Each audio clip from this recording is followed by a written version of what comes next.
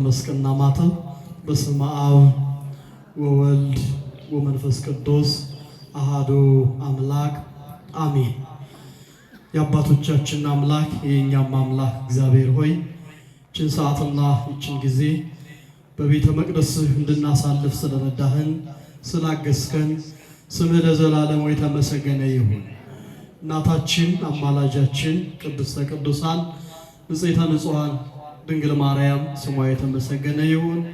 እንደ ሻማ ቀልጠው ለዓለም ብርሃን የሆኑ ቅዱሳን ጻድቃን ሰማዕታት ደናግልና መነኮሳት እንደየክብራቸው እንደየጸጋቸው ስማቸው የተመሰገነ ክቡር አባታችን መላከ ብርሃናት መምህር ናሁሰናይ ነጋ የዚህ ታላቅ ደብር ዋና አስተዳዳሪ የሁላችንም አባት ክቡር መጋቤ ሥርዓት ይትባረክ ካሳ የደብራችን ዋና ጸሐፊ ሊቃውንተ ቤተ ክርስቲያን አባቶቼ ካህናት ወንድሞቼ ዲያቆናት በዚህ የተሰበሰባችሁ አባቶችና እናቶቼ እህቶችና ወንድሞቼ ሕፃናትም ጭምር ሁላችሁም በልዑል እግዚአብሔር ስም እንደምን አደራችሁ? እንደምን ሰነበታችሁ? እንደምን ከረማችሁ? እንድናመሰግነው እንድናመልከው በእድሜያችን ላይ ይህን ሰዓት ይህን ጊዜ ይህችን ደቂቃ የሰጠን የአባቶቻችን አምላክ የእኛም አምላክ እግዚአብሔር ስሙ የተመሰገነ ይሁን። ክርስቶስ ተንሥአ እሙታን አሰሮ ለሰይጣን ሰላም ኮነ። የሰላምታችን የመነጋገሪያችን ቋንቋችን እግዚአብሔር ነው። ትንሣኤው ነው ረፍታችን፣ ሰላማችን። ለዚህ ጊዜና ሰዓት ያደረሰን እግዚአብሔርን እስኪ በእልልታ አመስግኑት። አድርሶናልና ደግማችሁ አመስግኑት። በእውነት ድገሙና ሶስተኛ አመስግኑት። ለምን መሰላችሁ? ውድ ኦርቶዶክሳውያን አባቶቼ እናቶቼ፣ ከኛ ጋራ ጾሙን የጀመሩ ሰዎች ነበሩ። ዛሬ ግን ከኛ ጋራ የሉም። ተጠርተው ወደ እግዚአብሔር ሄደዋል። አምላካቸው እግዚአብሔር ጋር አሉ። እኔና እናንተ ደግሞ ዛሬን እናያለን። በቅተን ንጹሖች ሆነን አይደለም። የማን ቸርነት ነው ያደረሰን? ገና ንስሐ ያልገባንበት ነገር ስላለ፣ ገና እግዚአብሔር ልጆቹ እንድንጠፋ ስለማይፈልግ ንጹሖች ሆነን ንስሐ ገብተን ክርስቶስን በልተነው ጠጥተነው ክርስቶስን በሕይወታችን ኖረነው ክርስቶስን በልባችን አንግሰነው ንጹሖች ሆነን እንድንጠብቀው ለንስሐ እግዚአብሔር ዕድሜን ሰጥቶናል። ስሙ የተመሰገነ ይሁን። ታዲያ ለንስሐ ዕድሜን ከሰጠን ክርስቶስ ሞትን ድል አድርጎ ተነስቷል። በአብይ ኃይሎ ስልጣን በስልጣኑ በኃይሉ ሰይጣንን ዲያብሎስን አስሮታል። መኑ ዘሞአኒ ሥጋ ለቢሶ እስኪል ድረስ ሥጋን ለብሶ ያሸነፈኝ ማን ነው ብሎ ራሱ ክርስቶስ በመስቀል ላይ በተሰቀለ ጊዜ ሩቅ ብእሲ መስሎት ከአዳም እስከ ክርስቶስ ድረስ የነበሩትን ነፍሳት ወደ ሲኦል እንደሚወስድ ስንማር ሰንብተናል። ደጋግ አባቶች ያስተምረውናል።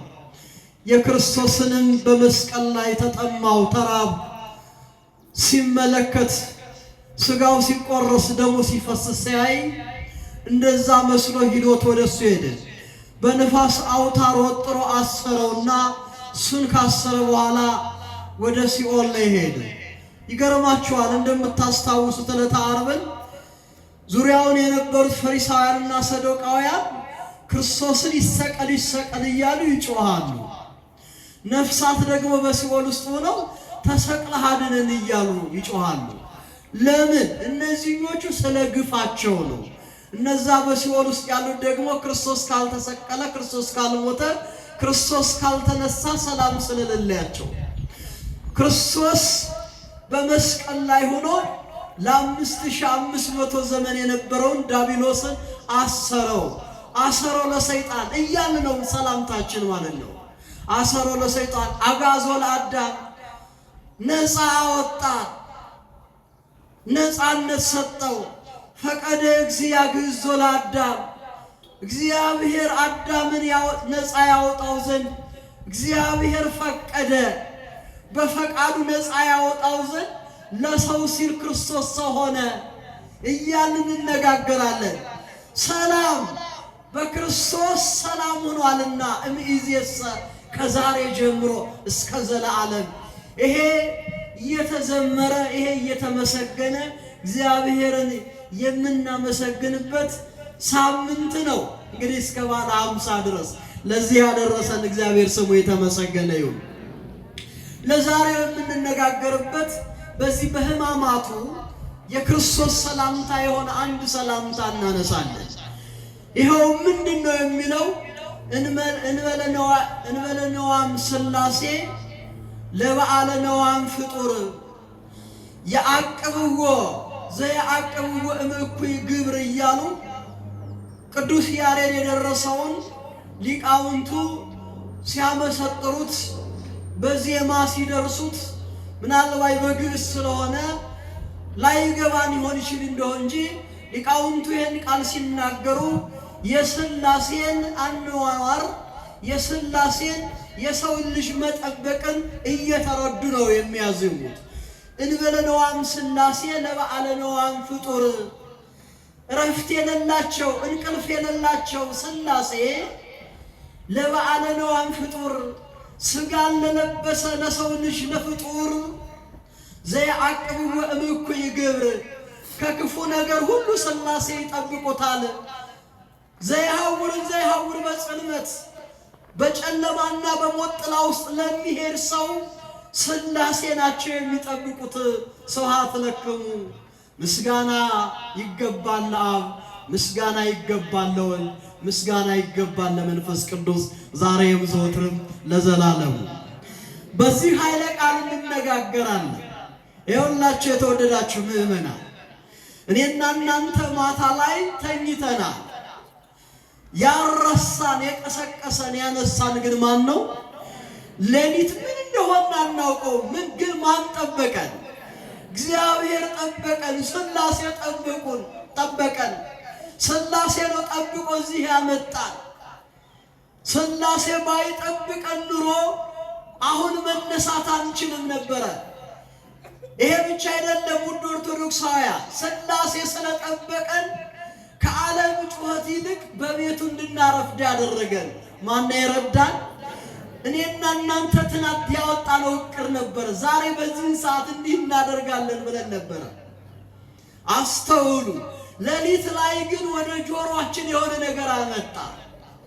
ሥላሴ እንዲህ አደረገ። ዛሬ እኮ ሥላሴ ነው፣ ዕለቱ ሥላሴ ነው። ለምንድን ነው በቤቱ ሳልደርስ ወደ ሥራ ቦታ የምሄደው የሚል ወደ ሐሳባችን አመጣ። ከዛስ በኋላ ከመጣችሁ በኋላ ደግሞ ቅዱስ ሥላሴ ዜና ሥላሴንማ ሳልሰማ፣ ይሄ ብቻ አይደለም የእግዚአብሔርን ቃልማ ሳልሰማ ወደ ቤቴ አልሄድም የሚለውን ልቦና ወደ ውስጣችሁ አመጣና እርፍ እንድትሉ እንድንሰማ አደረገን። እግዚአብሔር ስሙ የተመሰገነ ይሁን። ክርስቶስ መልካም እረኛ ነው። ይሄን ቃል በሉ። ክርስቶስ በሉ እስኪ ምንድን ነው? መልካም እረኛ ነው። የሚጠብቅ እረኛ ነው። የማያንቀላፋ እረኛ ነው። መልካም እረኛ እኔ ነኝ ይላል ዮሐንስ ወንጌል ምዕራፍ 10 ቁጥር 11 ላይ እንዲህ ይላል፣ መልካም እረኛ ነፍሱን ስለ በጎቹ ያኖራል። እረኛ ያልሆነ ግን በጎቹ የእርሱ ያልሆኑ ሞያተኛ ግን ተኩላ በመጣ ጊዜ በጎቹን ትቷቸው ለተኩላ ይሸሻል። መልካም እረኛችሁ እኔ ነኝ፣ የምጠብቃችሁ እኔ ነኝ፣ በውድቀታችሁ ጊዜ የማልለያችሁ እኔ ነኝ ይላል እግዚአብሔር። ከሦስቱ አካል አንዱ አካል ወልድ ኢየሱስ ክርስቶስ በተለየ አካሉ እንዲህ ሲል ይናገራል። መልካም እረኛ እኔ ነኝ፣ እጠብቃችኋለሁ፣ አሰማራችኋለሁ ይላል። በዚህ በማቴዎስ ወንጌል ምዕራፍ 8 ከቁጥር 25 ላይ ደግሞ እግዚአብሔር ተኛ ይላል። ማን ተኛ? እግዚአብሔር ተኛ። ደቀ መዛሙርቱ በተራራ ላይ ካስተማረ በኋላ በታንኳ እንዲሻገሩ አውራቸው በመካከል እንደነበረ መጽሐፍ ቅዱስ ይናገራል። ታዲያ ይዟቸው በታንኳ መካከል ሲሄድ ማዕበል ተነሳ። እስከዛ ሰዓት ድረስ የኢየሱስ ክርስቶስን መተኛት ደቀ መዛሙርቱ አላስተዋሉም ነበር። ያወራሉ፣ ይጫወታሉ፣ ይነጋገራሉ። የሚነጋገሩትም የዚህ ዓለም ነገር አይደለም። ዛሬ እኮ ክርስቶስ ይሄን ያህል ሰው አስተምሮ አሳመነ፣ ይሄን ያህል ድውይ ተፈወሰ፣ ይሄን ያህል ሰው ከለምጽ ነጻ፣ ደም የፈሳት የነበረች ሴት እኮ ጸጥ ብላ ቁማ ሄዳለች፣ ሰዎች ከመከራ ድነዋል እያሉ ይሄዳሉ። ታዲያ በዚህ ሰዓት ድንገት ማዕበል ተነሳ። ድንገት የተነሳው ማዕበል ደግሞ የተሳፈሩበትን ታንኳውን ነቀነቀው፣ ሊገለብጠው ተነሳ። በዚህን ሰዓት ደቀ መዛሙርቱ ጮኹ፣ ጌታ ሆይ አድነን አሉ። እስኪ ቃል በሉ። አይሰማም። ጌታ ሆይ በሉ እስኪ። ምን በለን? ማነው የሚያድነን? ማነው የሚያሻግረን? እንደምታውቁት ዓለም ታንኳዋ መርከቧ ምድር ተናውጣለች። የምንሰማው ሰላም ሳይሆን ጦርነት ነው። የምንሰማው ደስታ ሳይሆን ሐዘን ነው። ነገ ምን እንደሚፈጠር ነው በጭንቀት ውስጥ የምናስበው። ማዕበሏ ትናወጻለች፣ ግን ማን ያሻግራል? እሱ በቸርነቱ ያሻግረን።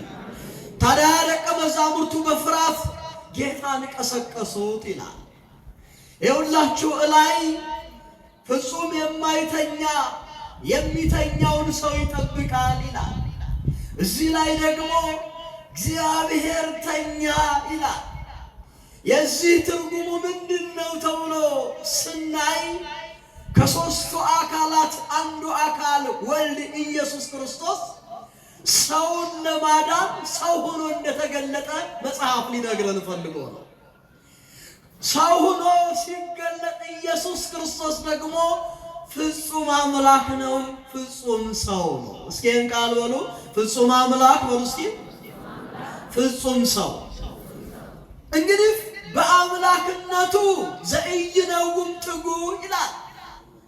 ዘወትር በሚደርሰው የኪዳን ጸሎታችን የማያንቀላፋ ረፍት የሌለው እንቅልፍ የሌለው ዓለምን የፈጠረ ዓለምን የሰራ ዓለምን የሚያስተዳድር ነው።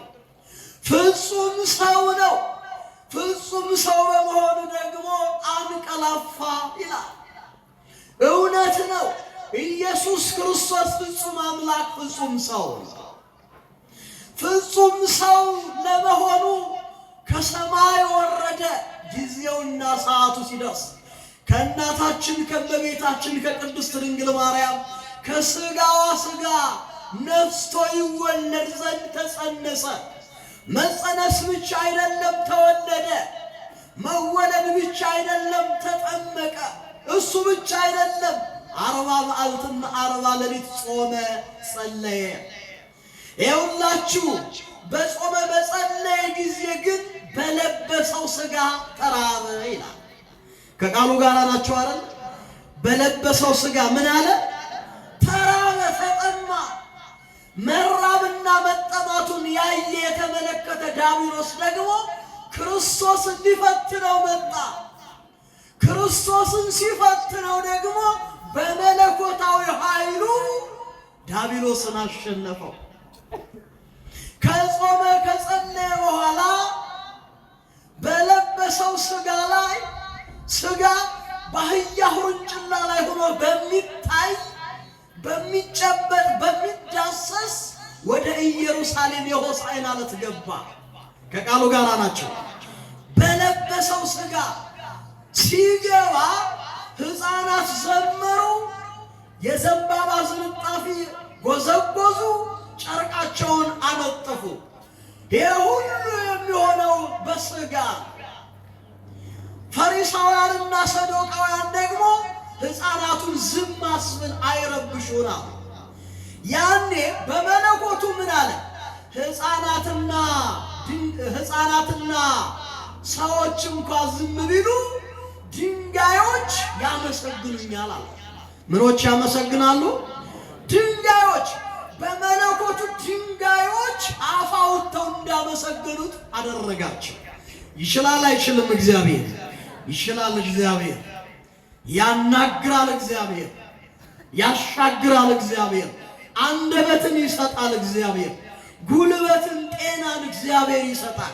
ረፍትን እሱ ይሰጣል። ለሁላችንም በጎውን ነገር ያድለን። ከዛስ በኋላ በለበሰው ሥጋ ኢየሱስ ክርስቶስን የአይሁድ ወታደሮች ያዙት። የአይሁድ ወታደሮች በለበሰው ሥጋ ሲይዙት መልአኩ ሰይፍን አንስቶ እንዲያጠፋ ማድረግ ይችላል። ቅዱስ ጴጥሮስ ሰይፍን መዞ አሳይቶናል። ተዋቸዋል።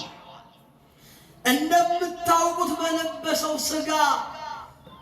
ሥጋው እየተቆራረጠ መሬት እስከሚወድቅ ድረስ ደሙ እንደ ውሃ እንደ ጎርፍ እስከሚፈስ ድረስ ያለ እረፍት ደበደቡት። 6666 ጊዜ አንድ እያሉ ኃያላን ወታደሮች በክርስቶስ ላይ ጅራፍን አፈራረቁበት። መሬት ላይ ጎተቱት። ቀራንዮውን ተመልከቱ ውድ ኦርቶዶክሳውያን።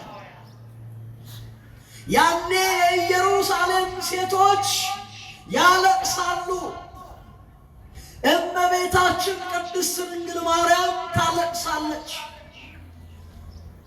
በለበሰው ሥጋ በመስቀል ላይ ሲቆም አይሁድ ሲገርፉት፣ አይሁድ ሲያንገላቱት፣ እነዛ ጨካኞች ወታደሮች ግፍ ሲፈጽሙበት ሐዋርያት ተፈትነዋል። ፈተናው ከባድ ነበረ። እስከ ሞት ድረስ ካንተ አንለይም ያሉት ሐዋርያት ኢየሱስ ክርስቶስ በለበሰው ሥጋ መከራ ሲደርስበት፣ እርጥብ መስቀል ሲያሸክሙት፣ ተጠማሁ እያለ ዋይ ሲል ሐዋርያት ይሸሹ ነበረ። አናውቀውም ይሉ ነበረ። ውድ ኦርቶዶክሳውያን ዛሬም በመከራችን ጊዜ ሰዎች ከኛ ይሸሻሉ። አዲስ አይደለም። ለክርስቶስ ያራራ የሰው ልጅ ለኔና ለእናንተ ሊራራ አይችልም። ይሸሻሉ። በለበሰው ሥጋ ውሃ ሲጠይቃቸው ሆምጣጤ አጠጥተውታል። እኔና እናንተ ብሩህ እንድናበራ ከፍ እንድንል እሱ ዝቅ አድርገውታል በለበሰው ሥጋ። ይህ ብቻ አይደለም። በለበሰው ሥጋ ፊቱን ሸፍነው በጥፊ ይመቱት ነበር፣ ይቀልዱበት ነበር። ማን መታ ይሉት ነበር። ከቃሉ ጋር ናቸው አይደል? ማን ነው የመታ? ቀራንዮውን አስቧል። ዕለተ ዓርብን እንድታስቡ ትፈልጋለሁ። ትንሣኤውን ከዛ በኋላ ስለምናይ በለበሰው ሥጋ የሾህ አክሊል ጎንጉነው አንተ ንጉሥ ነህ ትላለህ እያሉ በራሱ ላይ ደፉበት። መከራን አደረሱበት። በመለኮቱ ደግሞ ስናይ ፀሐይ ጸልመ ወወርኅ ደመ ኮነ ወከዋክብት ወርቁ ፍጡነ ከመ ኢይራዩ ርቃኖ ለዘአልበሶሙ ብርሃነ።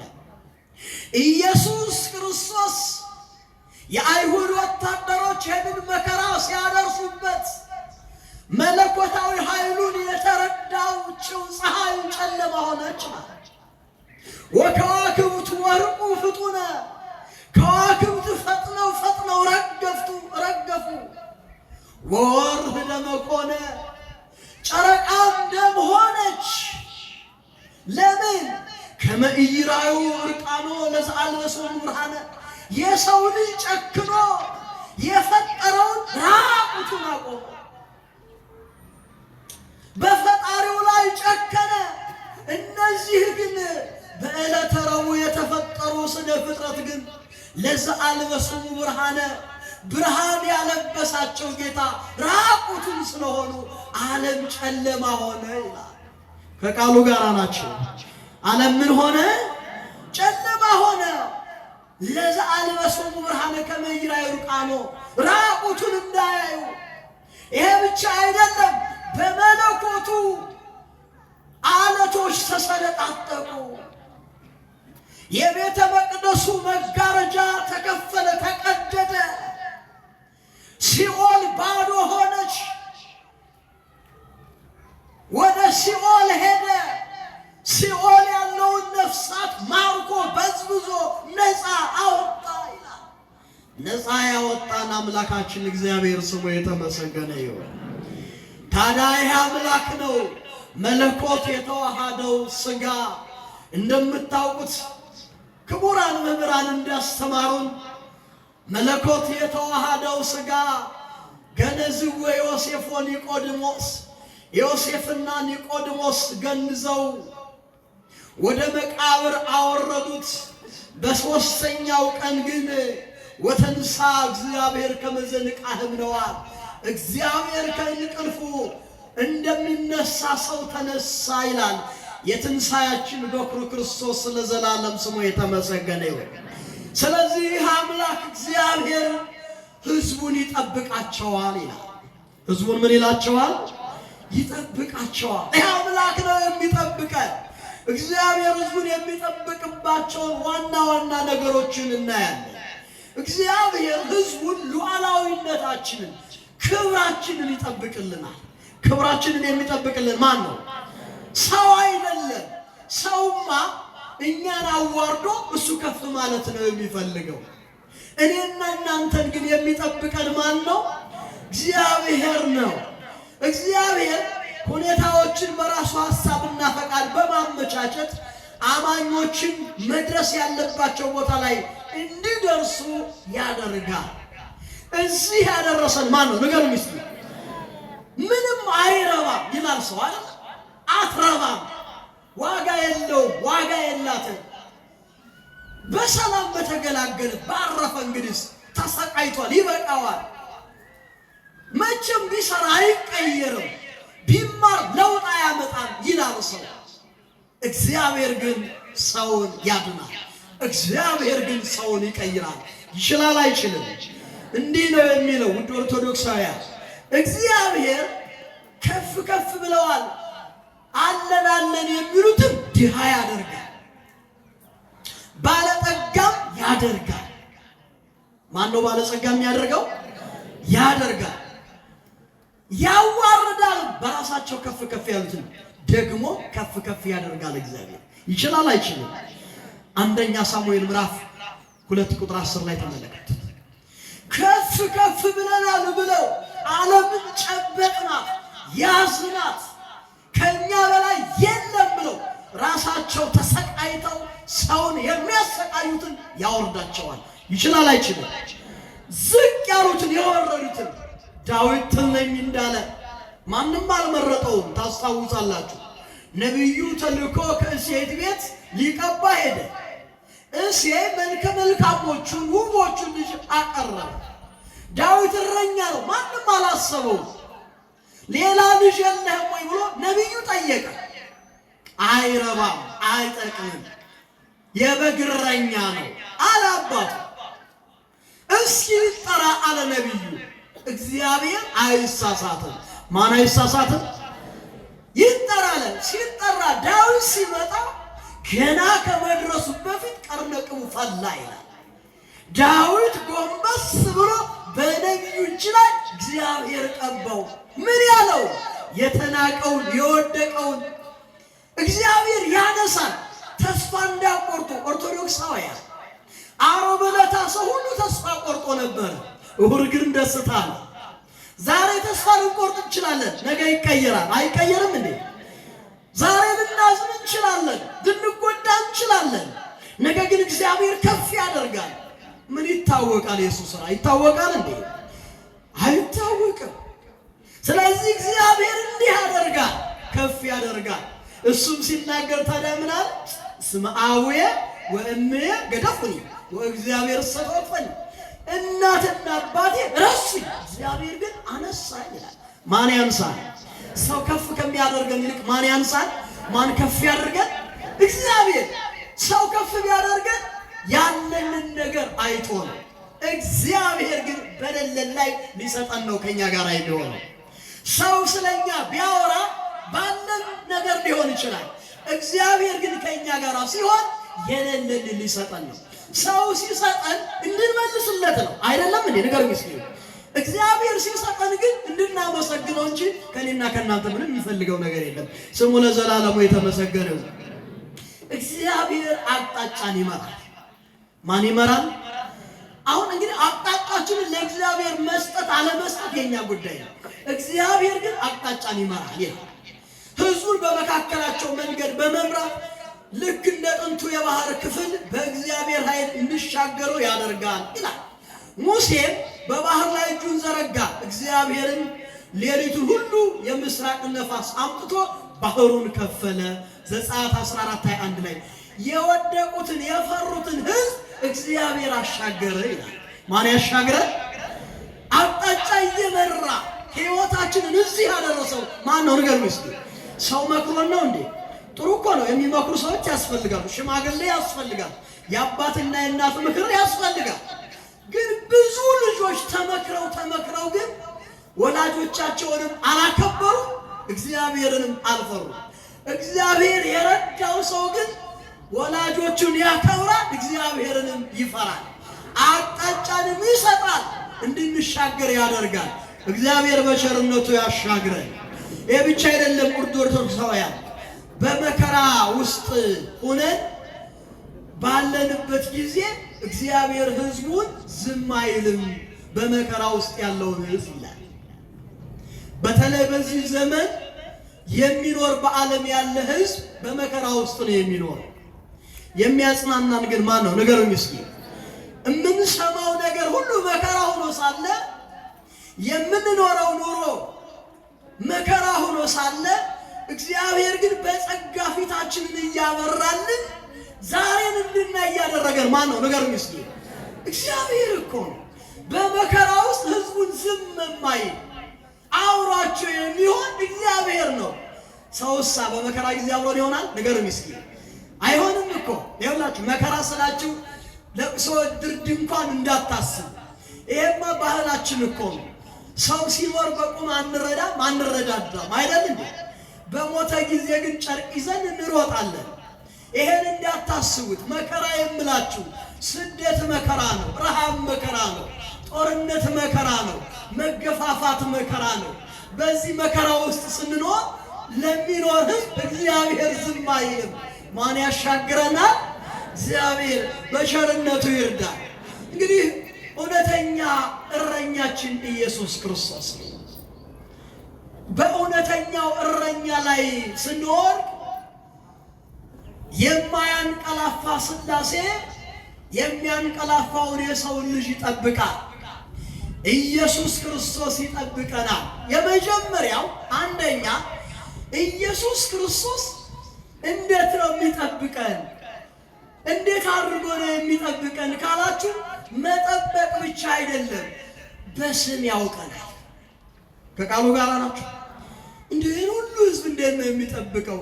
7 ቢሊዮን ሕዝብ እንዴት ነው የሚጠብቀው ካላችሁ፣ የእርሱ የሆኑትን በሉ እስኪ በደንብ አድርጋችሁ፣ የእርሱ የሆኑትን በስም ያውቃቸዋል። በምን ያውቃቸዋል? በስም ያውቀናል። ወልደ ማርያም፣ ገብረ ማርያም፣ እህተ ማርያም፣ ወለተ ኢየሱስ፣ ፍቅርተ ማርያም ብሎ በስም ያውቀናል። ዝም ብዬ አይደለም።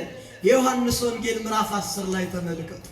እግዚአብሔር አይደለም እያንዳንዳችን ሁላችንንም አይደለም ሰውነታችንን የራስ ፀጉራችንንም ያውቃል። የፈጠረን ማን ስለሆነ? እግዚአብሔር ስለሆነ።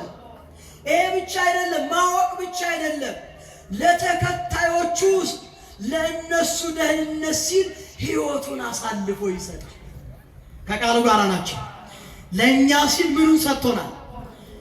ሕይወቱን ሰጥቶናል።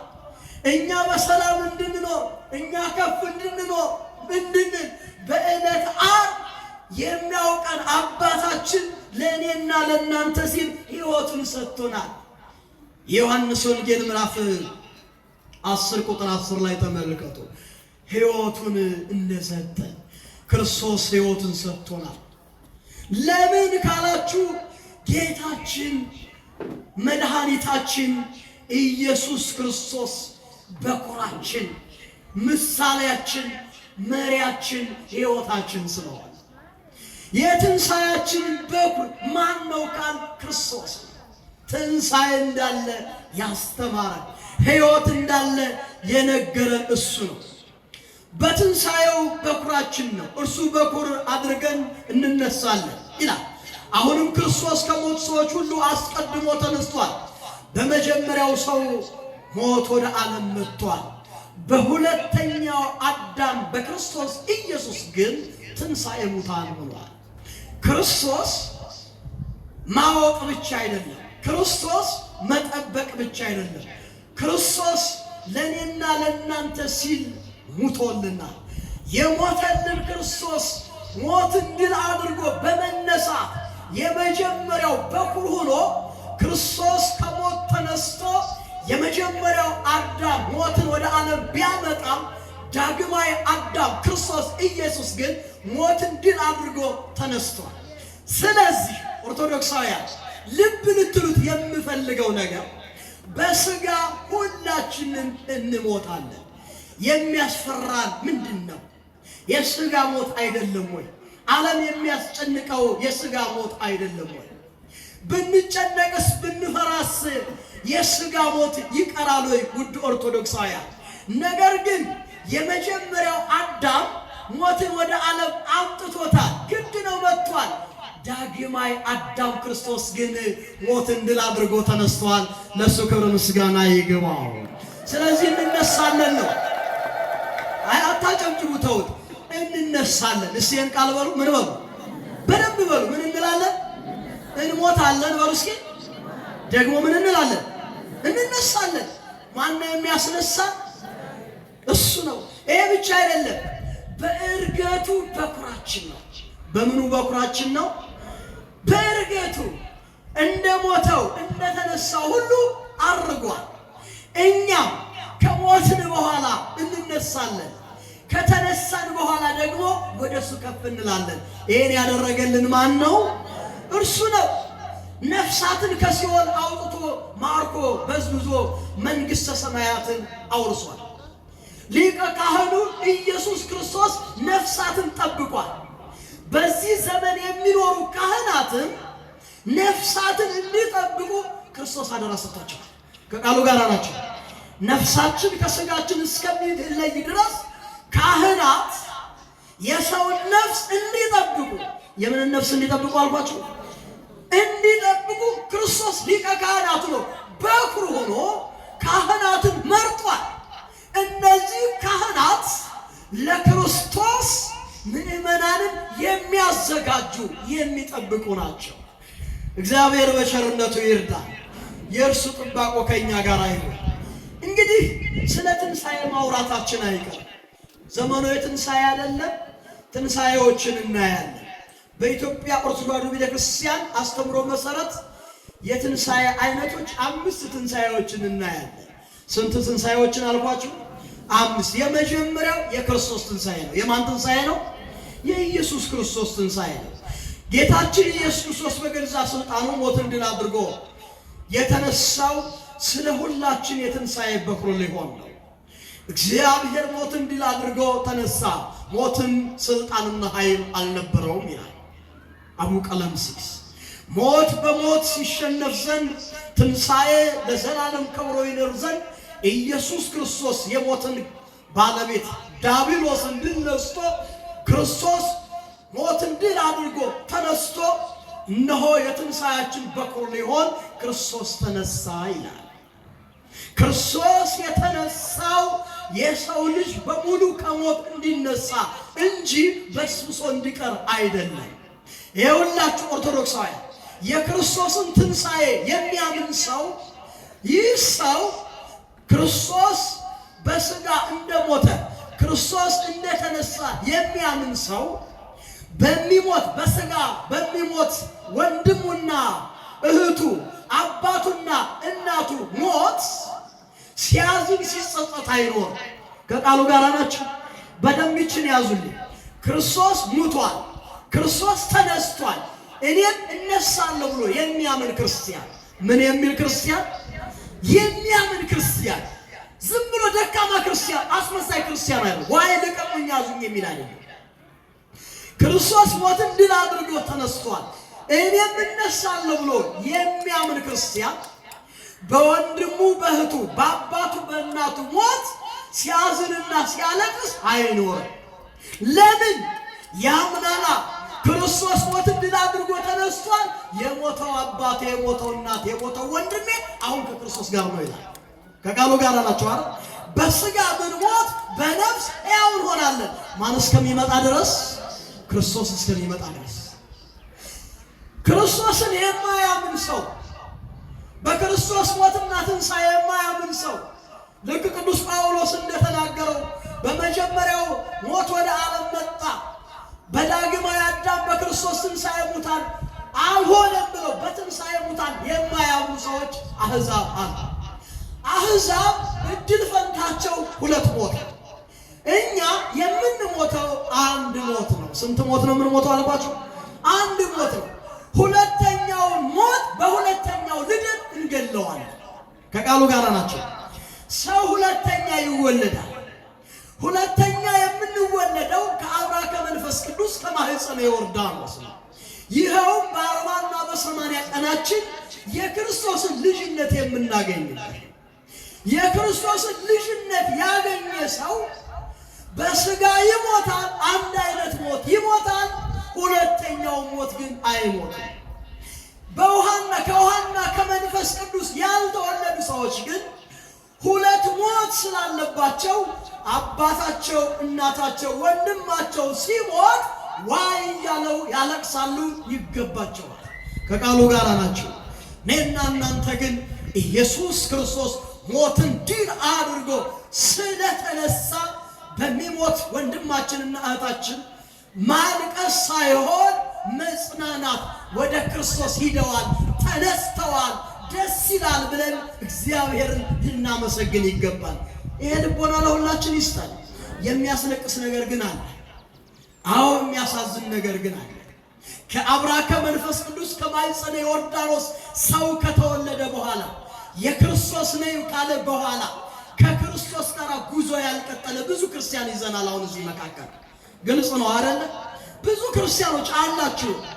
ክርስቶስ ሙቷል፣ ክርስቶስ ስለኔ ጾሟል ብሎ 40ውን ቀን ሙሉ ጾሞ ሲያበቃ 40ውን ቀን ሙሉ ሲጾም ሰንብቶ ሲያበቃ የክርስቶስ ትንሣኤ ዕለት የክርስቶስን ሥጋና ደም ሳይሆን ክርስቶስን ሳይበላ ሳይጠጣ የከብት ሥጋና የበግ ሥጋ ብቻ የበላ ከክርስቶስ ኅብረት የተቋረጡ ብዙ ኦርቶዶክሳውያን ወገኖች አላችሁ። እኛ እንነግራችኋለን። ከሰማችሁን ጥሩ ነው። ቤተ ክርስቲያን ትነግራችኋለች። ዋጋችሁ ደክማችሁ ከንቱ የቀራችሁ ውድ ኦርቶዶክሳውያን ምዕመናን አላችሁን። ዛሬ ምን እናረጋለን? ንነግርህ ወይን ዘብጥ ምን እናረጋለን? እንዴት 40ውን ሰው ጾሞ ሕማማቱን ሰግዶ የክርስቶስ ትንሣኤ ዕለት ነጩን ልብስ ለብሶ የክርስቶስን ፊርዳ የክርስቶስን ደም ያልጠጣ ይህ ወገናችን በስጋ ሲሄድ ያስለቅሳል። አያስለቅስም? ንገሩኝ እስኪ። እንደተዝረከረክን ማለት ነው። ብዙዎቻችን እየተዝረከረክን እንጓዛለን። ይህ አይነቱ ኦርቶዶክሳዊ ከመካከላችን ሲለይ ልናለቅስለት ይገባል። ነገር ግን ክርስቶስን እየበላ ክርስቶስን ልብሱ፣ ክርስቶስን ሕይወቱ፣ ክርስቶስን ሰላሙ፣ ክርስቶስን መውጫ መግቢያው አምባው ያደረገ ሰው ሲሞት ወደ ማን ነው የሚሄደው? ወደ ክርስቶስ ነው የሚሄደው። ወደ እሱ እንድንሄድ እግዚአብሔር በቸርነቱ ይርዳ። ክርስቶስ በኩራችን ነው። ክርስቶስ ሰላማችን ነው። ክርስቶስ እረፍታችን ነው። ይሄ የክርስቶስ ትንሣኤ ነው። ሁለተኛው ትንሣኤ ልቦና እንዲሰጠን እግዚአብሔር በቸርነቱ ይርዳል። ምን አይነት ልቦና አልኳችሁ? ትንሣኤ ልቦና፣ ንስሐ ግባ የሚል ልቦና። ንስሐ ግባ፣ ይቅር በል፣ ትሑት ሁን፣ ዝቅ በል፣ ወንድምህን አክብር፣ እህትህን አክብር፣ ጎረቤቶችን አክብር፣ ለሰው ልጅ ፍቅር ስጥ፣ ንስሐ ግባ፣ የክርስቶስን ሥጋውን ብላ ደሙን ጠጣ። የክርስቶስን ሥጋውን ካልበላ ደሙን ካልጠጣ እረፍት የለህም ብሎ የሚናገር ትንሣኤ ልቦና አለ። ለሁላችን ያድለን ትንሣኤ ልቦና በሉ እስኪ። የመጀመሪያው የማን ትንሣኤ ነው? የክርስቶስ ትንሣኤ በሉ። የምን ትንሣኤ? የክርስቶስ ትንሣኤ። ሰላም የሰጠን ትንሣኤ፣ ሕይወት የሰጠን ትንሣኤ፣ እኛም አለን ብለን ተስፋ የምናደርገው ትንሣኤ። ሁለተኛ ትንሣኤ ልቦና፣ ወደ ክርስቶስ የሚያቀርብ ወደ ሥጋው ደግሞ የሚያቀርብ ፍቅር የሚሰጥ ልቦና ለሁላችን እግዚአብሔር ያድለን። ሌላው ትንሣኤ ዘለክብር። ከቃሉ ጋር አላችሁ? ደከማችሁ? በስቷል መሰለኛ። ትንሣኤ ዘለክብር በሉ እስኪ በደንብ በለ። ትንሣኤ ዘለክብር። እነዚህ ጻድቃን የሚነሱት ቅዱሳን የሚነሱት ትንሣኤ ዘለክብር በዓለም መጨረሻ ጻድቃን በትንሣኤ ዘጉባኤ ለዘላለም ክብር ለሕይወት የሚነሱበት የክብር ትንሣኤ ይባላል። ትንሣኤ ዘለክብር። ያኔ እንድንነሳ እግዚአብሔር በቸርነቱ ይርዳል። ትንሣኤ ዘለክብር። ይኸውላችሁ መጀመሪያ ትንሣኤ ዘጉባኤ። ምን አይነት ትንሣኤ አልኳችሁ? ትንሣኤ ዘጉባኤ። እስኪ በሉ ትንሣኤ ዘጉባኤ። አብረን የምንነሳበት ማለት እኮ ነው። በህብረት የምንነሳው ትንሣኤ። አሁን ቁጭ ብለን ነው አረን በህብረት የምንሰማው ቃሉ። ይኸውላችሁ ስብከቱ እዚህ ላይ ይቀራል፣ በምድር ይቀራል። ከዚህ በኋላ ሌላ ዝማሬ አለ፣ ሌላ ምስጋና አለ። በክብር እግዚአብሔርን የምናከብርበት ትንሣኤ ዘጉባኤ የሚባላል። መቼም የተዋህዶ ልጅ ታውቃላችሁ ይህን ትንሣኤ። ይህ ትንሣኤ ክርስቶስ ሲመጣ የሚሆን ትንሣኤ ነው። ትንሣኤ ዘጉባኤ። ዳግም ክርስቶስ ሲመጣ እኛ ክርስቶስ ተነሳ ክርስቶስ አረገ ብቻ ብለን አልቀረም። ይሄ ተፈጽሟል። ክርስቶስ ተነስቷል፣ ክርስቶስ አርጓል። ሌላ የምንጠብቀው አለ። ይሄ የምንጠብቀው የክርስቶስ መምጣት አለ። እሱም ትንሣኤ ዘጉባኤ ይባላል። ትንሣኤ በሉ እስኪ ዘጉባኤ። ማን ይመጣል? ክርስቶስ ይመጣል። ትንሣኤ ዘጉባኤ ክርስቶስ ሲመጣ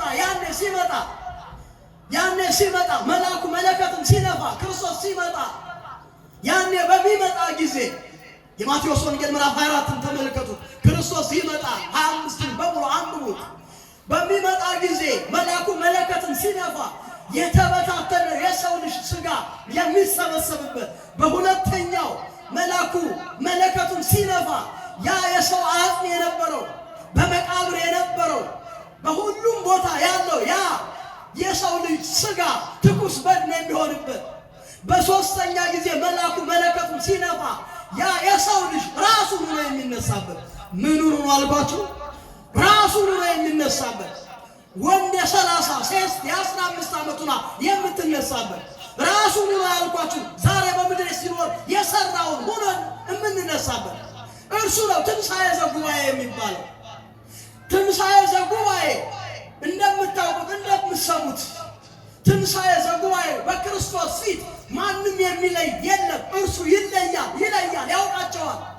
ጻድቃን ነጭ ልብስ ለብሰው በቀኙ ኃጥአን በግራው እንደሚቆሙ ብዙ ጊዜ ተምራችኋል።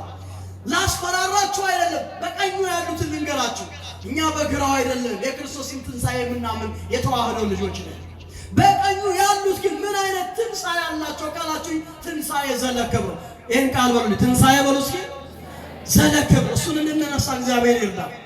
ይኸውላችሁ ቤተ ክርስቲያን ወንጌል ዘርግታ ቅዳሴውን አዘጋጅታ ጉባኤ ሰርታ የምታስተምረው እናንተ ቁጭ ብላችሁ ቃሉን የምትሰሙት የሥጋ ጉዳይ እንድንጽናናበት አይደለም። ትንሣኤ ዘለክብር ሰው ሁሉ እንዲነሳ። በዚህ ትንሣኤ ጊዜ በሕይወት የነበሩ ምዕመናን ክርስቶስን ለብሰውት ክርስቶስን ሆነው ከወንድሞቻቸው ከእህቶቻቸው ጋር በፍቅር የኖሩት ይቅር ባይ የሆኑት ራሳቸውን ዝቅ ያደረጉት ጻድቃን ይባላሉ። ምን ይባላሉ?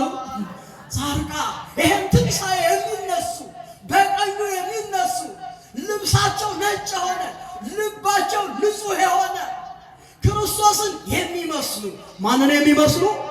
ክርስቶስን የሚመስሉ ክርስቶስን ነው መስሎ እንዲኖር ክርስቶስን መስሎ የኖረ ክርስቲያን ትንሣኤ ዘጉባኤ ያኔ ክርስቶስ ሲመጣ ትንሣኤ ዘለክብር ሲነሳ ነጭ ለብሳሉ ንጹሖች ናቸው።